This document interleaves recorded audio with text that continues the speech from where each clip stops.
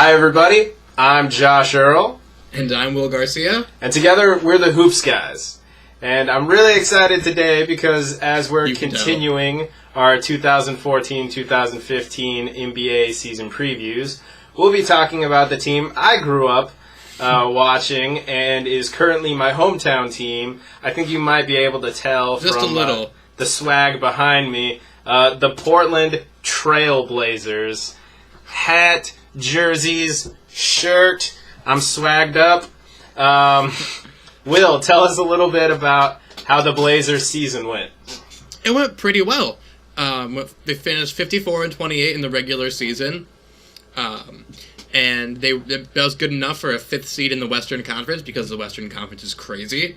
Would have been second seed in the East. Yep.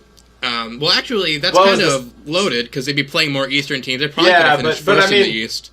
They had they finished with the same record as the Miami Heat did, who of course playing had against tougher teams more frequently. Yes. So yeah, so that was good enough for them to make it to the fifth seed, and they lost in the second round in 5 games to the Spurs. They did beat the Rockets. That was a really cool series. Yes. With a lot of memorable moments. I got to go to 2 of those games, so yeah. It was pretty memorable stuff, including. Yeah. And normally I wouldn't say this in a Blazers preview, but got to see Troy Daniels spit hot fire like Dylon, and of course, but we of course topped that with Damian Lillard's 0.9 second game and series winner over your boy Chandler Parsons in Game 6. So altogether, awesome series, especially to be there and see the crowd. It was the first time since I think like 2000 when, of course, we had the Western Conference Finals thing that none of us really like to talk about. But I'm pretty sure it was since 2000 that was the first time we had gotten out of the first round. So pretty good year overall. Absolutely. This was a really good year. And to have a good year, you have to do a lot of good things. Oh, yes. And they did some really good things on offense. It was up there with the Spurs and Mavs, in my opinion, in terms of great offenses last year to watch. Just enjoyable. Absolutely. It's gorgeous. Tons of player movement, tons of ball movement, which had them shooting really well from distance, both mid-range and 3. And they shot really well from the line as well. They didn't really turn it over much. No, and which is, again, really remarkable considering all the ball and player movement. Oh, yes. Which, when you factor that in, is very impressive. And then, of course, they grabbed a lot of extra possessions off of the offensive glass. That the presence of Rolo definitely helped. And we'll definitely talk about that Goonie soon. The Blazers finished second in offensive rating. 9th in shot-making difference, which is one of Ian Levy's ex-PPS stats at Nylon Calculus, and it's basically the difference between the expected value of your shot selection and the actual points per shot that you scored. So their shot selection included a lot of mid-range, which technically isn't really a highly valuable shot selection generally, but they hit them well. They were, I believe, 7th, tied for 7th in field goal percentage from mid-range, which, considering how much they shot, I mean... And how contested a lot of them were for a lot of those players. Exactly, and a lot of them were contested. LaMarcus himself shot more than the entire Houston Rockets team. Yeah. So, they were taking a lot of mid-range, which, analytically speaking, may not be the greatest option, but they hit them at a pretty good rate. They also took a lot of corner threes. They were 9th in the league in corner 3 attempts. They were 8th in above the break 3-point true shooting attempts, which is another facet of that Ian Levy ex-PPS stuff. Nylon Calculus, check them out. And they were 9th in field goal percentage from those above the break threes. A lot of that being, Wes, Nic, and of course Damian, who's one of the best dribble, shoot, off the bounce, dribble, pull up shooters in the league right now. Absolutely. Yeah, they were first in free throw percentage, so plenty of good shooters. Yeah. When they go to the line. Like I mentioned, they didn't turn it over much, finishing third in the league in turnover rate, and they also finished third in offensive rebound rate. So offensively, a lot of stuff went well for them. Yeah. Yeah. Defensively, Not much to say about it, yeah. It was kind of like a mixed bag. They changed their defensive strategy up a little bit to limit threes, which worked very well in that regard. They kept opponents from shooting a lot of corner or above the break threes, and they didn't really bail opponents out by sending them to the line much.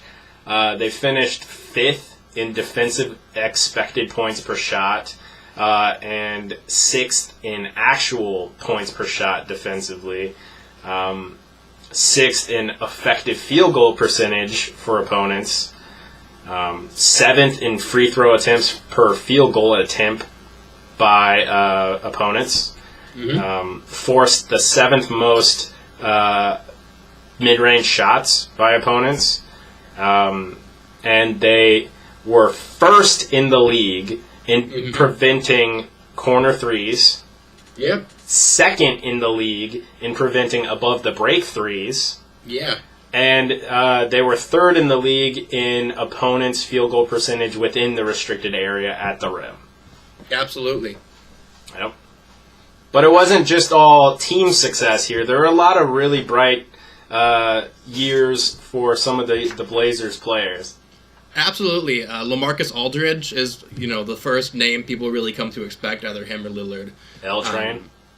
Yeah. Yeah, his big improvement, everyone likes to talk about his scoring, but to me the biggest improvement he had was on the defensive glass. Yep.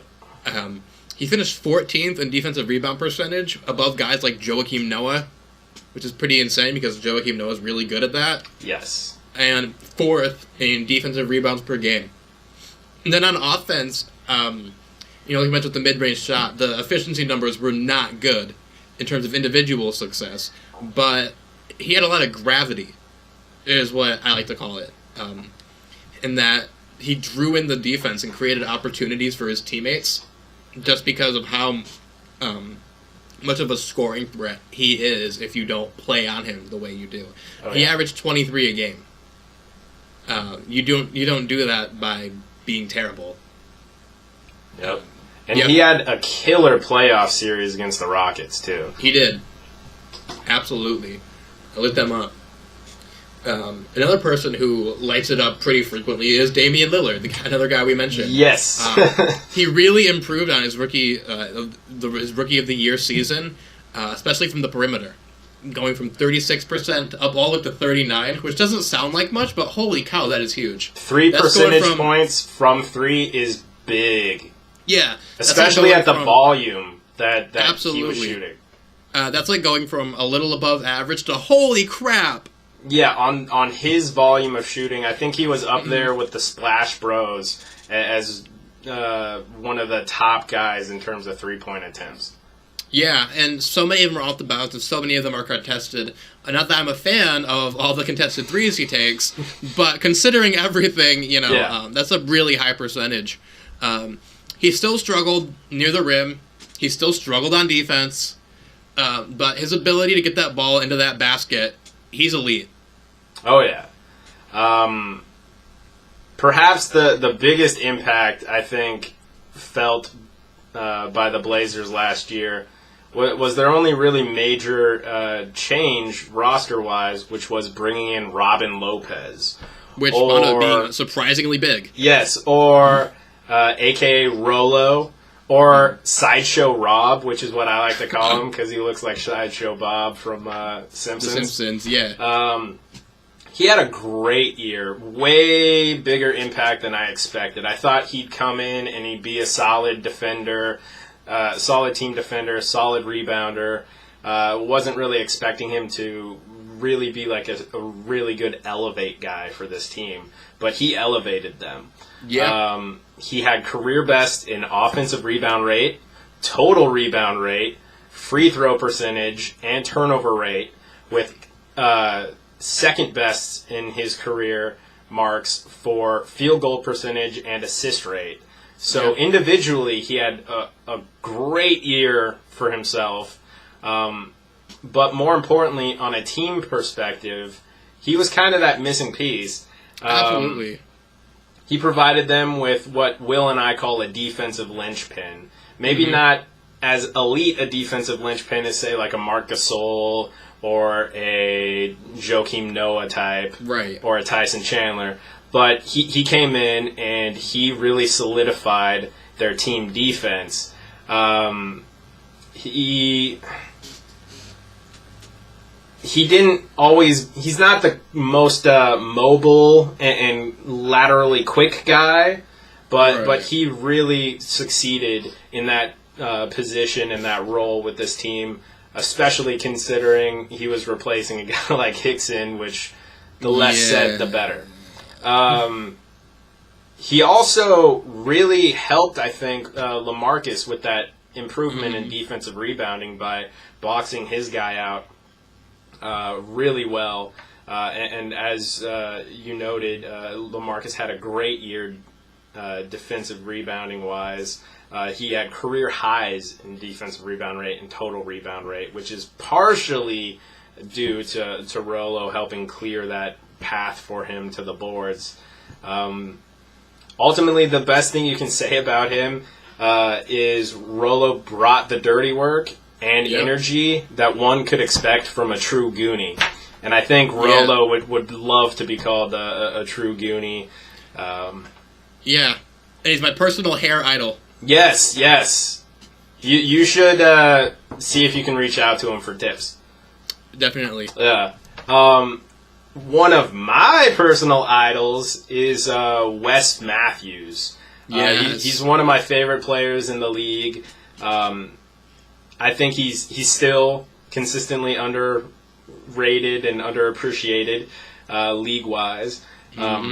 He put up a career high in points and rebounds per 36 minutes while shooting a pretty damn good 44% from the field, 39.3 from 3, and 83.7 from the free throw line. Bluntly, Wes is one of the very best two-way shooting guards in the entire NBA. He's able to score off spot-ups. He can score off the bounce. He's very good moving off screens and cuts. He does well in transition, whether he's on the wing or he's the ball handler. And he's a really good post scorer for a wing. Combine all that with his ability to defend both quick and strong, burly wings, and he has a solid case for being in that discussion. He's in the upper echelon for shooting guards. Yeah, I definitely think so. Absolutely. But there were a few places where this team was not in the upper echelon.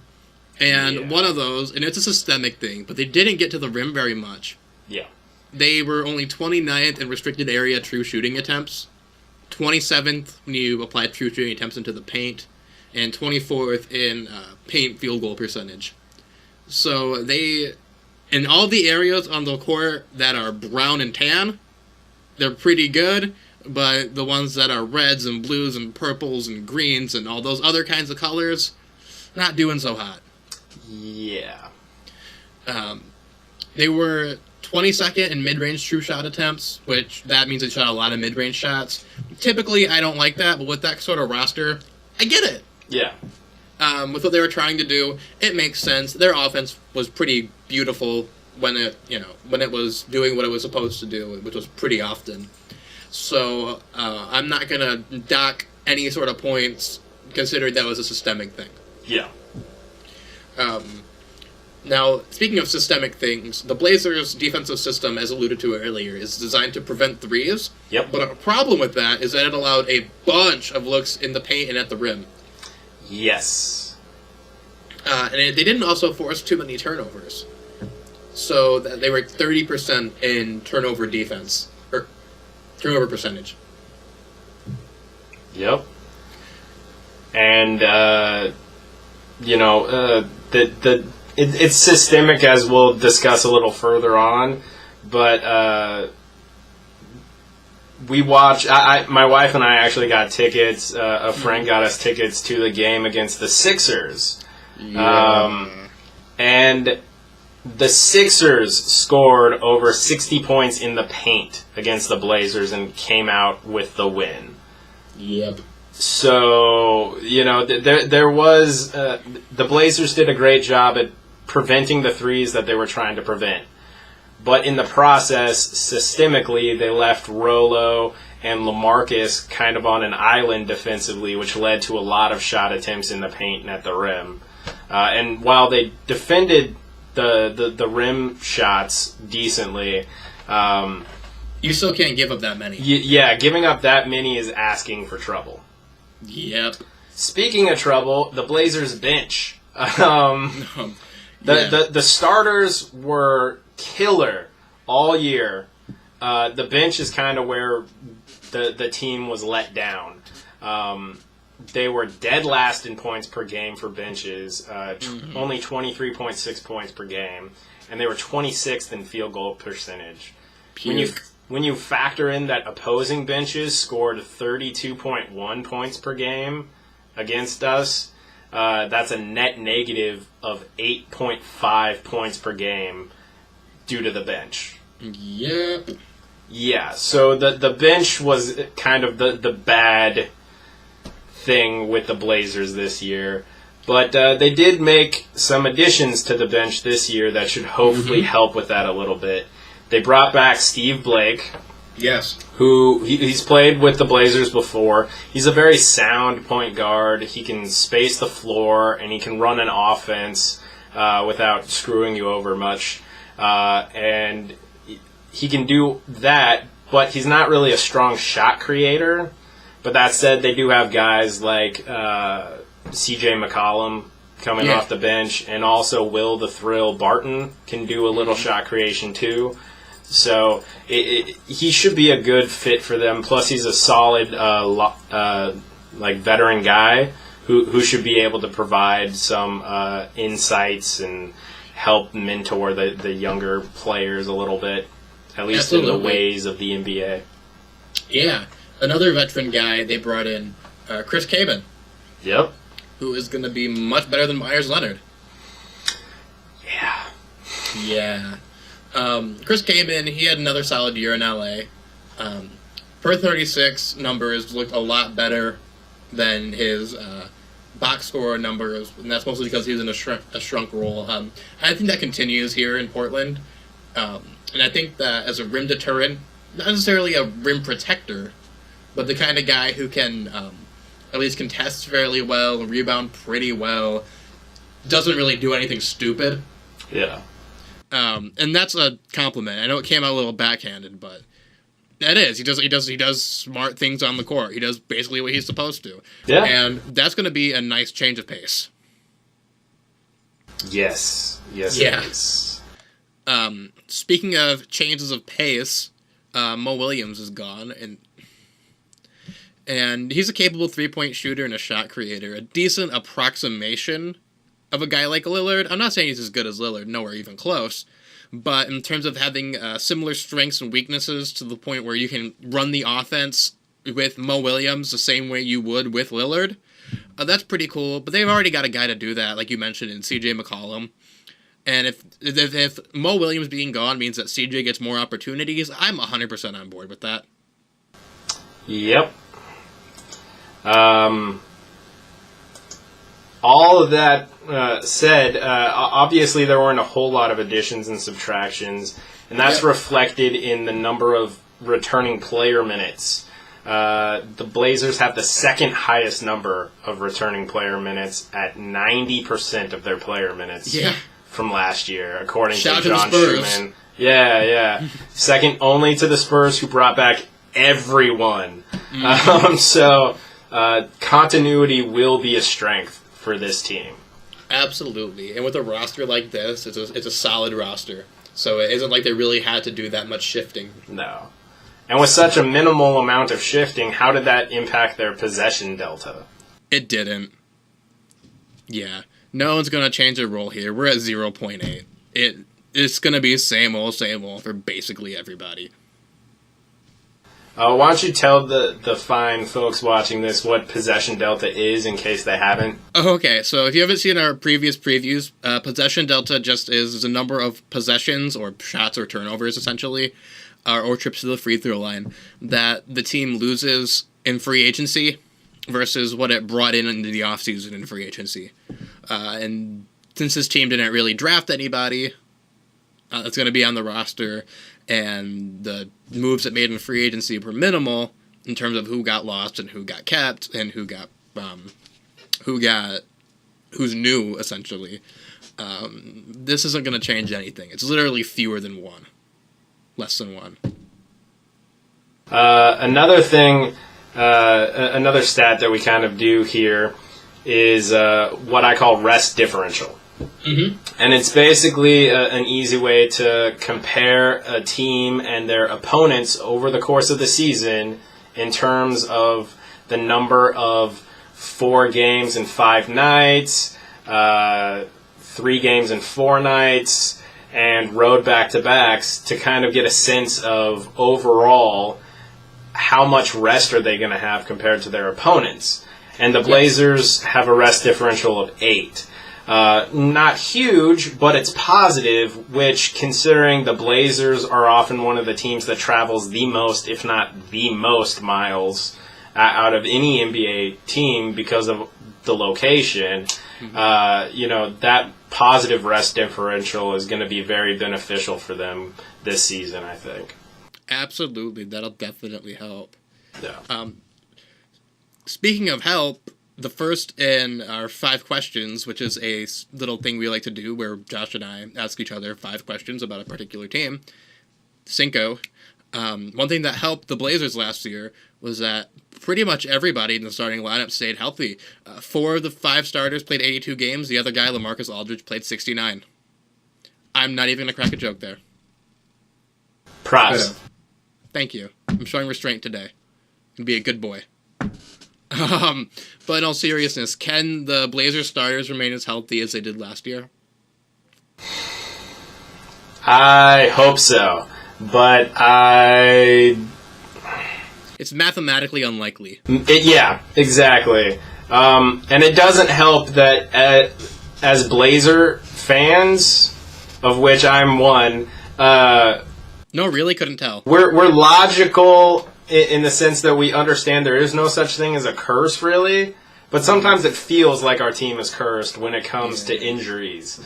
So we're already somewhat always like on our toes and a little uncomfortable and shifty when it comes to the idea of a main player being injured.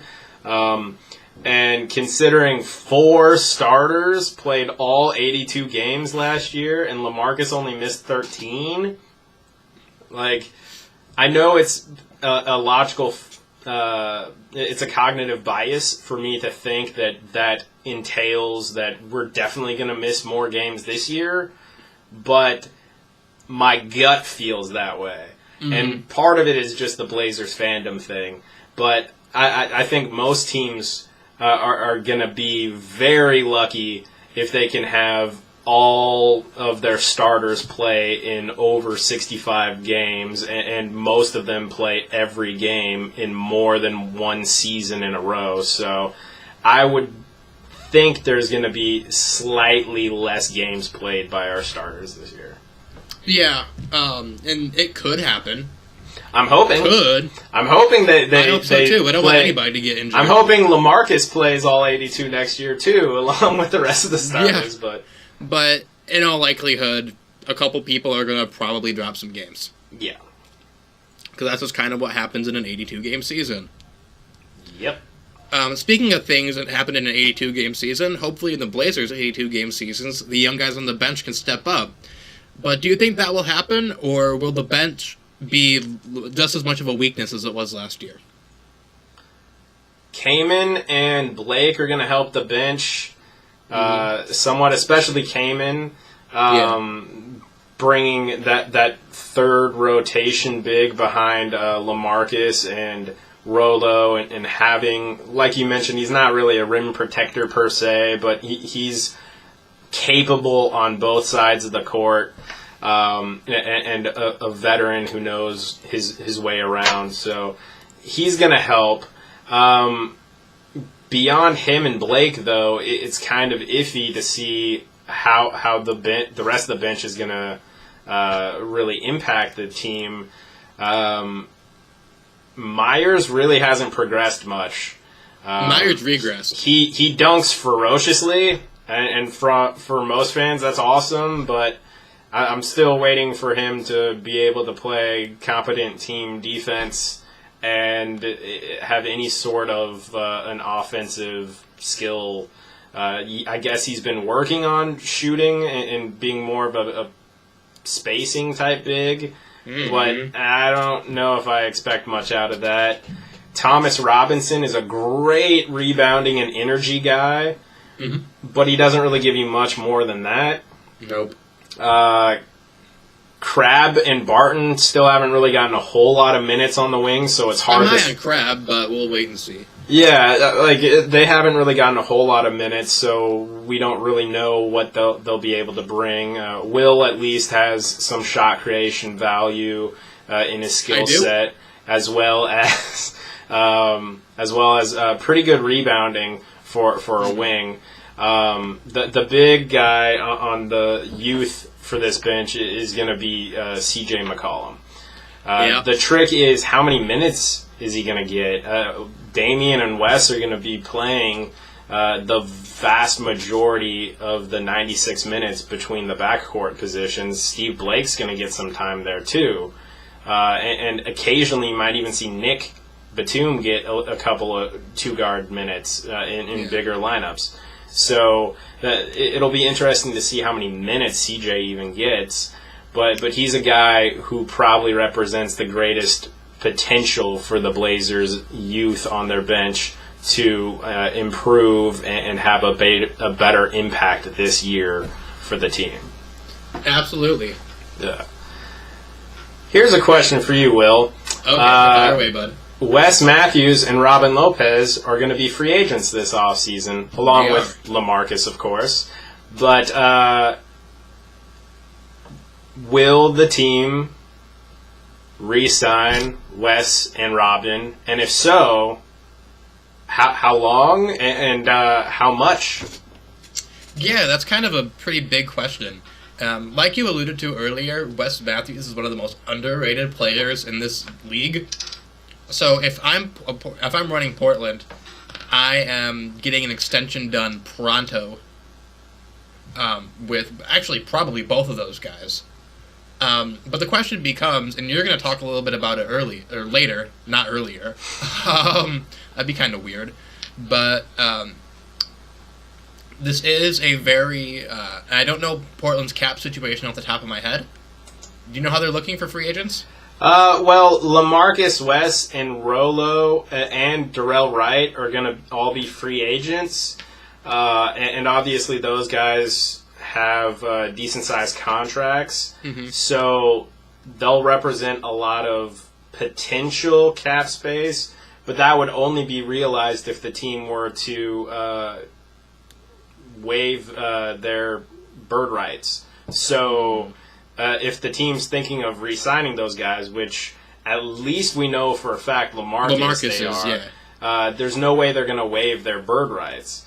So they'll have cap space, but it's probably not going to be a crazy amount of cap space.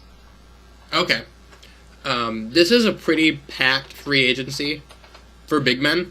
Yeah. And we'll get on that a little bit later. So I'm a little more certain that they'd try to do something for Wes Matthews than they would for Robin Lopez. Yeah. But if I'm running Portland, I'm giving both of those guys long extensions as soon as possible. Yeah, and the other thing to note, while the market is going to be big on centers, which would likely depress Rolo's market value. Wes, being a strong two-way shooting guard, is going to get a nice-sized contract because... probably double figures. Klay Thompson is going to be extended by the Warriors, And we've already seen what guys like Lance Stevenson and Gordon Hayward and Chandler Parsons have gotten this past offseason. And Wes is on par with all of those guys, and in my opinion, better than some of them. Mm-hmm. So, especially like if you look at the Lance contract, a lot of that's kind of, no offense, the dude's kind of a knucklehead. Yeah, part of that is the knucklehead tax. But but for the other guys, if Lance wasn't a knucklehead, his contract would have been closer to Hayward and Parsons. So that's kind of the market out there right now for high-level wings. And it would behoove the Blazers, I think, to talk extension with Wes. One thing that might be preventing any significant extension talks is the potential desire to see what might be available in free agency next year. See if they could maybe get a big-name center to pair with LaMarcus long-term, and then try to bring Wes or Rolo back. So it might be a juggling thing right now, but I agree that I would want to have these guys long term, and I think the fans want to have these guys long term, and I'm pretty sure the front office does too. But we'll have to wait and see. Yep. Speaking of things we're gonna have to wait and see, LaMarcus Aldridge has said he's gonna be shooting more threes this year. I'm not sure how much I'm buying that. But do you think we see LaMarcus Aldridge operating maybe more out of the post or in the corner this year? And should he?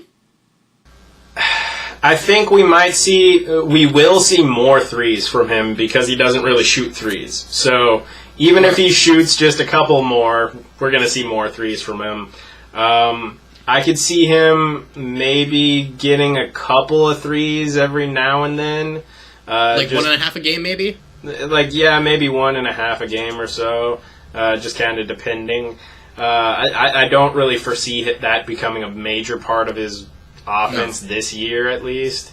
He might have a dalliance with it, but I don't think he's going to jump in without testing the water first. And in regards to the post, I would hope he shifts a couple, 3 to 4 possessions a game, maybe, to more left block touches. Systematically, it kind of works for the team really well when he's operating in that elbow area. Just provides a nice location to set screens, to come up and set picks for Damian or Nick or even Wes up top. Spaces the floor a little bit. Also allows a nice vantage point to be able to hit somebody in the corner, toss the cross-court pass to the other corner of the wing, and of course hit anybody at the top of the key or near the basket. So as an offensive hub of the Blazers, I think it makes sense how they've been using him to a basic degree on a team basis. But I'd still like to see maybe a little more, like I said, just 3 to 4 possessions a game maybe of LaMarcus operating with deeper post positioning, because he's a really good post scorer. Yeah. He's really good at it, and that turnaround jumper that he has, the slight fadeaway, it's pretty tough to defend from mid-range, but it's the percentage points of it going in is even more increased the closer you get to the basket. So I'd ideally like to see him operate in the post a little bit more, and we'll probably see a little bit of that and a little bit more threes too. But I think the vast majority of his offense is going to be still kind of operating as that offensive hub at the elbow. Yeah, I agree with that. And I think that in their continuity-based offense, it makes sense to have him where he's at for a majority of the time. But they can still do things in that offense to get him on the block a couple times. Yeah. So it's not... People make it out either like, oh, he shoots too many mid-range jumpers. His shooting percentage is 51. He's terrible. Or, oh my God, look how amazing he is from mid-range. It's like, there's some gray here. Yeah, very few things in life are dichotomous to that extent. Right. There's not really... it's not binary. There isn't, like, it's this or that. There's a huge gradient of gray. And, from a team perspective, him operating there really works well. But he's also capable of scoring really well in the post. And given his range, especially when you factor in a lot of his shots in mid-range are contested, which makes that true shooting percentage and that mid-range field goal percentage not that bad considering the volume he shoots and how contested they generally are. That would indicate that he should be at least a decent corner three guy, at least with more time. So that might be something to see by the end of this year and going into next year, an added wrinkle to his game. Absolutely. Speaking of added wrinkles, do you think that internal development defensively from the Blazers stars LaMarcus Aldridge and Damian Lillard can help move that team defense to the point where paired with their offense, they become a true contender? Yep. I do. True contender, it's like a buzzword almost. It kind of is. I think it significantly increases their odds. Yes.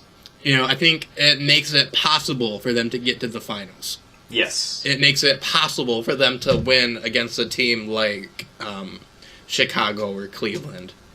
Do I think it means it's actually gonna happen, or it makes them a front runner by any stretch of the imagination? No. But I think that would move them from not a contender to like a dark horse kind of team. Yeah.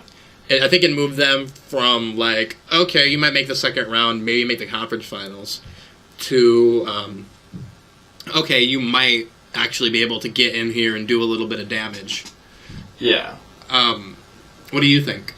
Well, considering the systematic defense they have in place right now, which, once again, both makes and doesn't make sense, they're taking away some pretty high-value shots in terms of the threes, and they're not fouling and not sending guys to the free throw line much. So they're taking away the most valuable shots, generally speaking. But the way they're set up is they don't really help a whole lot. They're not doubling on guys in the post or helping aggressively on pick and rolls.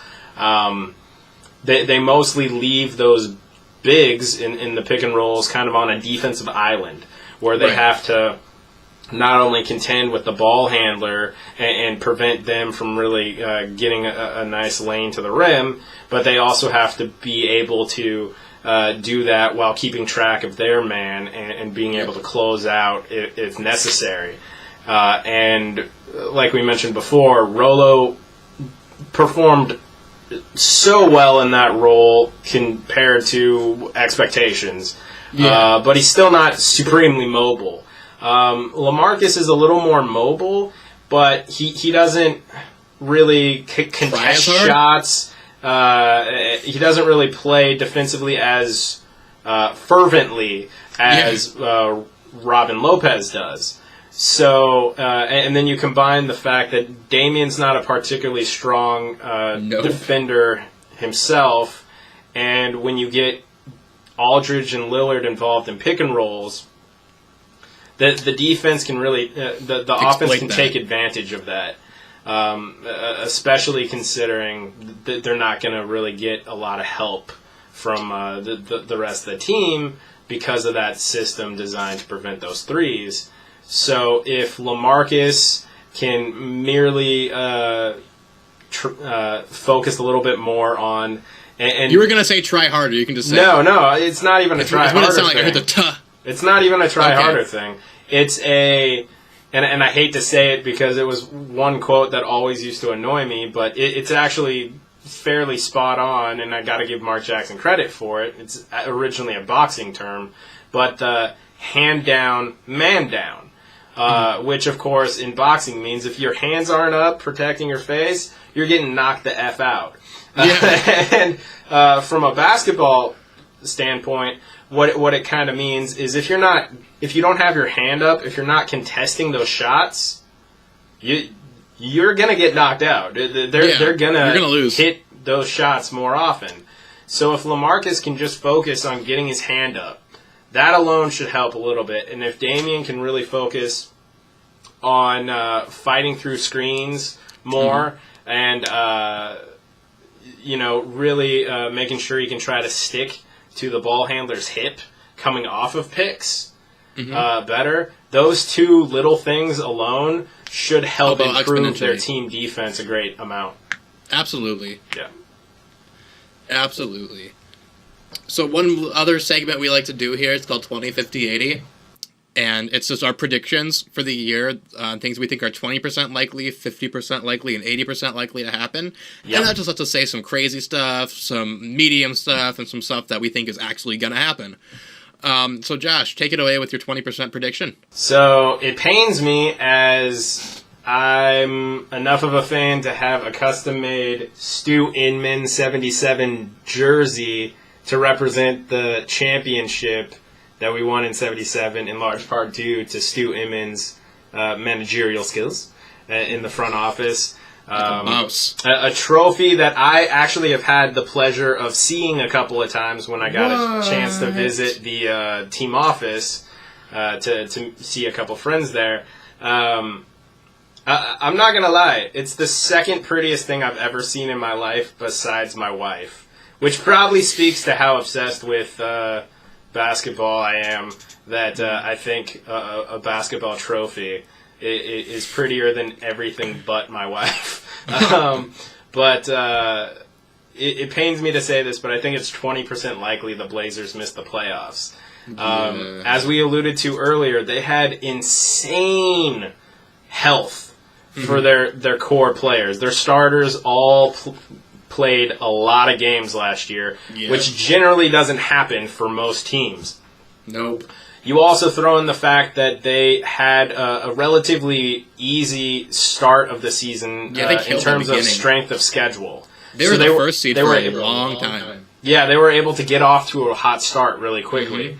That's not going to be quite the case this year, and if they suffer any injuries, you're talking about the very tough Western Conference where the Mavs were the 8th seed last year and they got better.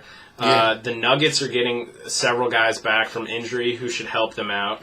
The Suns will miss Channing Frye's presence, but they also improved and should have more games from Eric Bledsoe this year. The Pelicans picked up Omer Asik to help shore up their defense a bit more.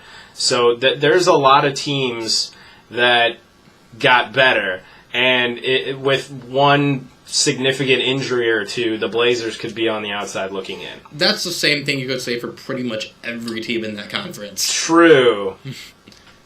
But also, all my fellow Blazers fans, don't crucify me, because that means it's 80% likely that they make the playoffs. Yeah.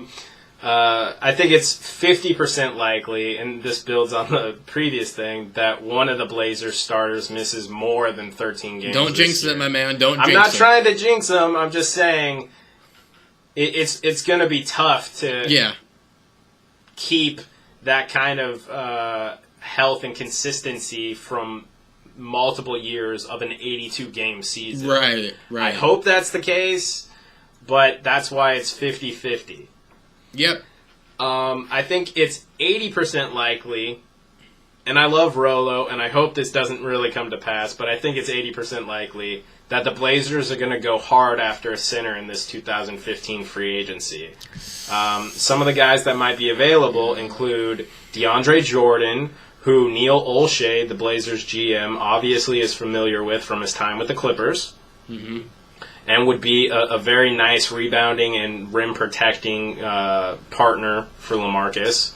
Omer Asik, who is awesome and will definitely be talked about a lot in the Pelicans preview. Roy Hibbert has a player option. Given how the last year went, chances are he probably doesn't utilize that. Yeah. Because he's on a max deal right now. But there is the possibility that Hibbert will be available. And remember, it was the Blazers that gave him that offer sheet in the first place. Yeah. So there has been interest in Hibbert beforehand. And within this defensive system, he would make a lot of sense next to LaMarcus. And of course, the big daddy of them all, I don't think he's going anywhere because he's been in Memphis since he came over with his brother. He went to high school in Memphis, but Marc Gasol is also going to be available. And I love Rolo, but Marc Gasol is better. Former defensive player of the year and one of the most skilled big men in the game right now. Yeah, so, better shooter, better passer. Yeah, I think better. The Blazers will likely engage several of those guys as agents in phone calls as early as they can in free agency. Absolutely. So I think that it's 20% likely that this team makes the conference finals. And that's, it sounds kind of like a dig, but when you figure that this team has the Spurs, the Clippers, the Thunder, the Warriors, the Grizzlies, the Mavs, even a team like the Suns could be like a dark horse, could make a conference finals on the other side, no problem. This is a really stacked conference. I forgot the Rockets. Yeah, Rockets too. So to say that you have a 20% chance of making it in when there are realistically like 8 to 9 teams who could also do that, there's actually pretty good odds. Oh yeah. And I'm high on this team. It's just I'm high on a lot of other teams here as well. Speaking of teams, I think it's 50% likely that somebody on this roster makes an all-defensive team. Interesting. You got Nic Batum, who I think his defense is personally good, but a bit overrated. Because he isn't quite the team defender people say he is. Yeah. But still, as a man defender, and this is the kind of guy who can generate defensive stats, he's pretty impressive. You have Wes Matthews, who is the best two-way shooting guard in all of basketball right now. Yeah. I'll come out and say it. Crucify me. But no, I think he is. And he would deserve it. And then a guy like Rolo, I don't think he's going to make it. But because you have players who play center like Dwight Howard, Joakim Noah, and Marc Gasol. Yep. But Asik, Anthony Davis, Tyson Chandler. Yeah. There is some sort of a chance if this team becomes like a top 10 defensive team. Yep. That he at least gets some nods. Yeah. So I think there are 3 guys who could conceivably do it. And one of them, I think, could be on here. Speaking of could be on here, I think LaMarcus is going to be on here for a long time. In fact, I think there's an 80% chance he resigns. And in reality, I think it's probably higher. Yeah. But it's called 20-50-80, so I kind of have to roll with it. Yeah, it's the format, ladies and gentlemen. Yeah, deal with it. I'm just messing. But in all seriousness, he's a hell of a player, and I think he found a home here, and I don't think he wants to go anywhere. I don't know. You can probably explain it better under the CBA. Yeah, but he's not signing an extension. Yeah, a lot of people don't really understand the CBA too much right now, but it is much more beneficial for a player to become a free agent instead of signing an extension, become a free agent, and then re-sign with whichever team holds their bird rights. That's how they lock in the most years and the most money. Mm-hmm. So a lot of these news stories you've seen recently of, they've got to trade Dwight Howard, Chris Paul, Kevin Love. The Thunder have to really step it up because KD might have to be traded because he might leave eventually. All of that is strictly because players won't sign, at least outside of rookie scale extensions, players are not going to sign extensions now. Nope. It just doesn't financially make sense for them. It's all about the money. Exactly. So, LaMarcus, and he's come out and publicly said this multiple times, he wants to be with the Blazers. It just makes more sense for him to wait until free agency to do that, and I fully expect him to do that. I don't think anybody's going to lure him away, especially when you factor in that the Blazers are going to be able to offer him 7.5% annual increases compared to 4.5% for everyone else, and an extra fifth year. So don't worry, guys. LaMarcus, the L Train, will be in Portland for a long time. It's just he's not going to sign an extension until next offseason when he can sign a free agent contract with us. Exactly. Yeah. It'd be one thing if this team wasn't very good, but ultimately at the end of the day here, I think he's going to resign because, yes, this team is going to be good. Yes. They are going to be very good. Still not contenders. No. But definitely capable of, once again, getting into the second round and maybe with the right health and the right matchups, maybe even getting into the Western Conference Finals like you mentioned in your 20%. Absolutely. I still think that this team is a few pieces away from winning it all. And those pieces might be not even personnel, but player development. Yeah. A guy like Alan Crabb who could step up if Thomas Robinson improves and can offer more than just rebounding and really in close shots, essentially. And if a guy like McCollum can get better, there are, it might not need to be a free agent. No. They might be able to do it through the draft. It might be internal development. But this team is a few people, or in a few places away, or a few pieces away from really being a contender. But if I'm a Blazers fan, like Josh, I'm pretty hyped. Yes. So do you have any final words? You can probably end this thing better than I can. Go Blazers. Right on. Okay, so I think that wraps up our 2014-15 Portland Trail Blazers team preview. Please leave a like on the video if you liked it, a dislike if you didn't like it, and maybe leave a comment saying why. Or maybe just leave a comment saying how you think the Blazers are going to do this year. If you enjoyed this team preview, we have a little subscribe button down there, and that will keep you informed of all of our future team previews. We try to release one every day, Monday to Friday. And maybe even go back and watch a couple of our other team previews. Yeah. So I think that's a wrap. All right, peace out, everybody. Have a good one, Keep everyone. being awesome. Bye.